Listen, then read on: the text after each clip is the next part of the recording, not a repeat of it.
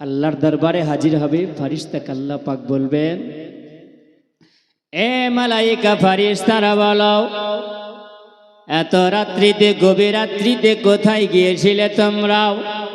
ফেরেশতারা বলবে, ওগো আল্লাহ তাআলা, ওগো রব্বুল আলামিন, আমরা গিয়েছিলাম ওই বাঘপুরি গ্রামে।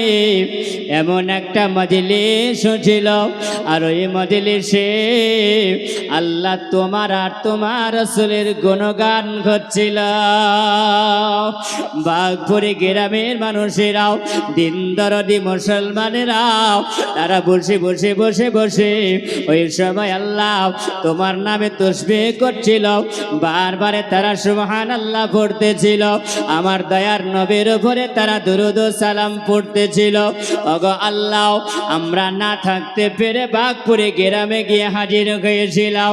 আজকে গভীর রাত্রি বেলাতে ওই বাঘপুরি থেকে আল্লাহ আমরা তোমার দরবারে হাজির হয়েছি। আমার আল্লাহ তাআলা বলেন, এ মালায়েকা ফেরেশতারা বল, আমার যে বান্দা বান্দিরা তারা বসেছিল, ওই বান্দা বান্দি কেন বসেছিল? বলে, ওগো আল্লাহ, তোমার বান্দা বান্দিরা বসেছিল তারা আজকে জান্নাতের আশায় বসেছিল। জাহান্নামের ভয়ে, জাহান্নামের ডরে তারা বসেছিল। আমার আল্লাহ বলবে, এ মালায়েকা ফেরেশতারা বল, আমার ওই বান্দা বান্দিরা কি কোনো সময় কোনো দিন কি জান্নাত দেখেছে?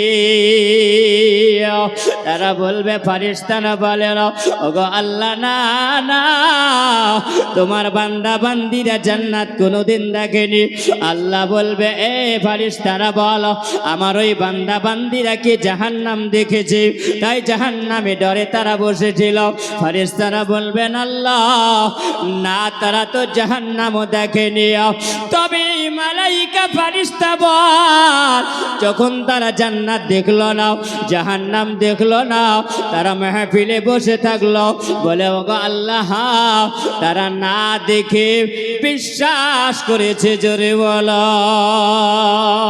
আবার আল্লাহ বলে, যে বান্দা বান্দিরা না দেখে বিশ্বাস করার নামই হলো ঈমান। এ বাঘপুরি গ্রামের মুসলমানেরা বলো, আমরা নবীকে দেখেছি, আমরা নবীকে দেখে নাও, কিন্তু জানি আমার নবী মুস্তাফা হলেন আল্লাহর নবী, জোরে বলুন সুবহানাল্লাহ। আল্লাহর নবী বলে আমরা বিশ্বাস করেছি, বিশ্বাস করার নামই হলো ঈমান। আল্লাহকে দেখেছি, আল্লাহকে দেখে নয়, আল্লাহকে না দেখে বিশ্বাস করার নামই হলো ঈমান। এ মালায়েকা ফেরেশতা বলে, শুনে রেখে দে, জেনে রেখে দে, সাক্ষী হয়ে যাও, যারা আমার নবীর উম্মত উম্মতিরা বাঘপুরি গ্রামে যারা আজকে ওই মাহফিলে বসেছিল, আমি আল্লাহ যদি তাদের উপরে দয়া করি, কারণ আমার নাম 99টা নাম আর আছে, আল্লাহর সেবাতি নাম, আল্লাহর 99টা নাম আছে, তার মধ্যে আল্লাহ বলে, আমি বান্দার উপরে 2টা নামে বেশি পরিচিত, জোরে বলুন সুবহানাল্লাহ। ওই 2টা নামের কারণে আমার আল্লাহ বলেন, আমি ওই মানব জাতির উপরে, আমার নবীর উম্মত উম্মতির উপরে আল্লাহ দয়া করে, জোরে বলুন সুবহানাল্লাহ। ওই নাম 2টা হলো, আমার আল্লাহ বলেন, মালায়েকা ফেরেশতারাও আমার বান্দা বান্দিরা বসে আছে, আমি আল্লাহ তাআলা আমার বান্দা বান্দি সর্বপ্রথমে যারা আল্লাহ বিশ্বাসী হয়ে যায়, আল্লাহ দিওয়ানা হয়ে যায়, আমার নবীর আশিক হয়, আমার নবীর প্রেমিক যারা হয়ে যায়, আমি আল্লাহর নামে যখন শুরু করে বিসমিল্লাহির রহমানির রহিম, একটা নাম হলো রহমান, আর একটা নাম হলো রহিম, জোরে বলেন। রহমান মানে কি? রহমান মানে হলো দয়া, রহিম মানে হলো দয়া। আল্লাহর দুটো নামে হলো একই নাম। আল্লাহ বলেন আমাকে রহমান দিয়ে শুরু করে আর রহিম দিয়ে আমার বান্দা বান্দিরা শেষ করে। জোরে বলুন। আল্লাহ বলেন আমার নাম দিয়ে যখন শুরু হয় আমি আল্লাহ, এ ফারিস্তারা তোমরা সাক্ষী থেকে যাও, আমি আল্লাহ ওই পাকপুরি গ্রামের মানুষেরা যারা মহাপদে ছিল, এই মাহফিলটা যদি কবুল হয়ে যায় তারা জান্নাতি জান্নাতি জান্নাতে। বলুন আল্লাহ এই মাহফিলের দোয়া আল্লাহ কবুল করে নিন। আল্লাহ বলেন ওই জায়গাতে বাড়া মুসিবত থাকবে না। এ বাবাজিরা আমার সোনা মানিকেরাও আগে যাই। ওই যুবক বলে আল্লাহ ওই সময় নবীর কলমা পড়ার জন্য আমাকে ওই সময়তে জানো আমার পোশাককে খুলে নেওয়া গিয়েছিল, আমার টাকা পয়সা কেড়ে নেওয়া গিয়েছিল, আমার ব্যাংক ব্যালেন্স সব শেষ করে দেওয়া গিয়েছিল।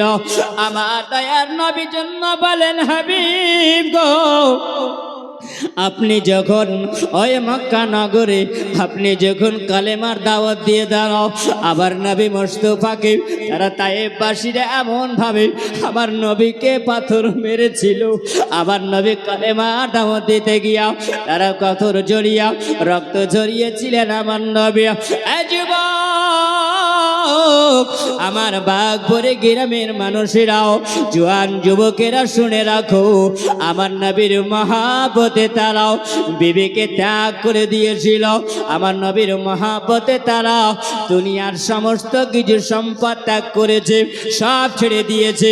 আজকে বলো দিন ইসলামকে জিন্দা করার জন্য, জোরে বলো।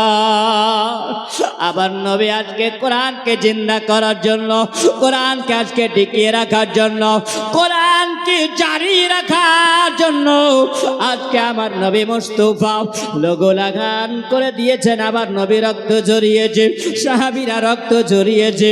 এ বাগপুরি মুসলমান বলো আমরা কোরআনকে জিন্দা করব না করব না? আজকে মানুষেরা দেখো আজকে মুসলমানের উপরে বাবা কি বলবো বাবারে, কোরআনকে রাখা যাবে না, এই কোরআনকে জ্বালিয়ে দাও, এই কোরআনকে পুড়িয়ে দাও, এ মুসলমানের কোরআন রাখা হবে না। আমার আল্লাহ বলে এ মানুষেরা শুনে রাখো, আমি আল্লাহ তাআলা পৃথিবীর জমিনে আমি আল্লাহ নিজেই তিনটা জিনিসের দায়িত্ব আমি আল্লাহ নিজে আমি আল্লাহ বহন করে। তিনটা জিনিসের দায়িত্ব আমার আল্লাহ নিজে নিয়েছে। কি আল্লাহ নিজে নিয়েছেন? আল্লাহ বলেন শুনে রাখো, আমি আল্লাহ বলে দিয়ে বান্দা বান্দিরা তোমরা শুনে রাখো, তিনটা জিনিসের আল্লাহ দায়িত্ব নিজে আল্লাহ পালন করে না। আমার আল্লাহ বলেন ওই তিনটা জিনিস হলো, এক নম্বরে হলো আল্লাহর কাবা। জোরে বলা যাবে না? এক নম্বরে হলো আল্লাহর কাবাকে কেউ ধ্বংস করতে পারবে না, হাজারো চেষ্টা করে ধ্বংস করতে পারবে না। আমার নবীরা দুনিয়াতে আসার 1000 বছর আগে একজন বাদশাহ এসেছিল আল্লাহর কাবাকে ভাঙার জন্য। যে বাদশাহ হলো ইয়ামিনী বাদশাহ, যার নাম হলো বাদশাহ তুব্বাব বালক হুমায়ুনি। ওই বাদশার ক্ষমতা হয়নি, শেষে তিনি ইব্রাহিম আলাইহিস সালামের দিনের ওপরে তিনি মুসলমান হয়েছে। বলেন আমার নবী মুস্তাফা দুনিয়াতে আসার 55 দিন আগে একজন ব্যক্তি এসেছিল আল্লাহর কাবাকে ভাঙার জন্য, যেই বাদশার নাম হলো বাদশাহ আবরাহা। বাদশাহ আবরাহার ক্ষমতা হয়নি আল্লাহর কাবাকে আল্লাহ পাক যেমন আল্লাহ হেফাজতে রাখার আল্লাহ হেফাজতে রেখেছিল। কাবা ঘরের ক্ষতি কেউ করতে পারেনি, আর কিয়ামত পর্যন্ত কেউ পারবে না। কিয়ামত পর্যন্ত পারবে না। আল্লাহ বলেন, এক নম্বরে আল্লাহর কাবা, দ্বিতীয় নম্বরে হলো এই জন্য আল্লাহ পাক বলেছেন, ও বান্দা বান্দিরা তোমরা শোনো, আমি আল্লাহ তোমাদের কাছে এমন একজন মহামানব দুনিয়াতে আমি আল্লাহ পাঠিয়েছি। লাকাদ মান্নাল্লাহু আলাল মুমিনিনা ইয বাসা ফিহিম রাসূলা। জোরে বলুন সুবহানাল্লাহ। আমার আল্লাহ বলেন, মুমিন বান্দাদের জন্য আমি আল্লাহ উপহার স্বরূপ আমার নবীকে আল্লাহ তাআলা পাঠিয়েছেন। আল্লাহ বলেন, এ বান্দা বান্দিরা তোমরা শোনো, এমন একজন চরিত্র রূপে এমন একজন আমি আল্লাহ মহামানব তোমাদের কাছে পাঠিয়েছি না। এই মহামানবের ক্যারেক্টারটা হলো এত সুন্দর, এই মহামানবের আখলাকটা এত সুন্দর, এই মহামানবের ব্যবহারটা এত ভালো, যার ব্যবহারে মানুষ পাগল হয়ে যায়। জোরে বলুন সুবহানাল্লাহ। দিবানা হয়ে যায়। ওই নবীকে আমি আল্লাহ হেফাজতে রাখবো। জোরে বলুন সুবহানাল্লাহ।